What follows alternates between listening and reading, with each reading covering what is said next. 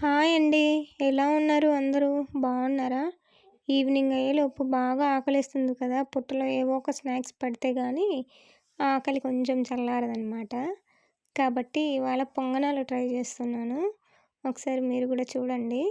దోసపిండిని కొంచెం గట్టిగా ఉండే బ్యాటర్‌ని తీసుకునేసి, అందులో సన్నగా కట్ చేసిన ఆనియన్స్, పచ్చిమిర్చి ముక్కలు వేసుకొని బాగా కలుపుకోండి. ఎవరికైనా నచ్చితే కొంచెం కరివేపాకు, కొత్తిమీర కూడా యాడ్ చేసుకోండి. లైట్‌గా ఉప్పు, వంట సోడా లేదా కుకింగ్ సోడా యాడ్ చేసుకునేసి, కావాల్సిన వాళ్ళు నీళ్ళు అడ్జస్ట్ చేసుకొని పిండిని కలుపుకోండి.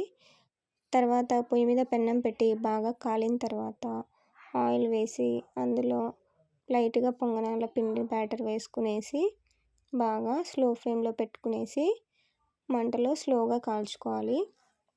గుర్తుపెట్టుకోండి, మంట స్లో ఫ్లేమ్‌లో ఉంటేనే లోపల వరకు పిండి బాగా కాలుతుంది. లేకుంటే పచ్చిగా ఉంటుందన్నమాట. కాబట్టి మంట స్లో ఫ్లేమ్‌లో పెట్టుకునేసి, లో ఫ్లేమ్‌లో కాల్చుకోండి. కొంచెం టైం పడుతుంది. నిదానంగా కాలుతాయి. లైట్‌గా ఆయిల్ వేసుకోండి ఇప్పుడు పైన. ఆ తర్వాత అవి కాలిన తర్వాత స్లోగా తిప్పుకోండి.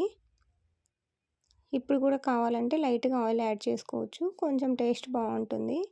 మళ్ళీ ఆయిల్ వేసుకుంటే లైట్‌గా. తర్వాత మనం చూసుకునేసి లో ఫ్లేమ్‌లో పెట్టుకొని ఇటు సైడ్ కూడా కాల్చుకోండి. కాలిన తర్వాత ప్లేట్‌లోకి తీసుకొని చట్నీతో వేడి వేడిగా సర్వ్ చేసుకుంటే బావుంటుంది. చూడండి ఎంత సాఫ్ట్‌గా ఉన్నాయో పొంగనాలు. ఒకసారి ట్రై చేయండి. ఛానల్ లైక్ చేసి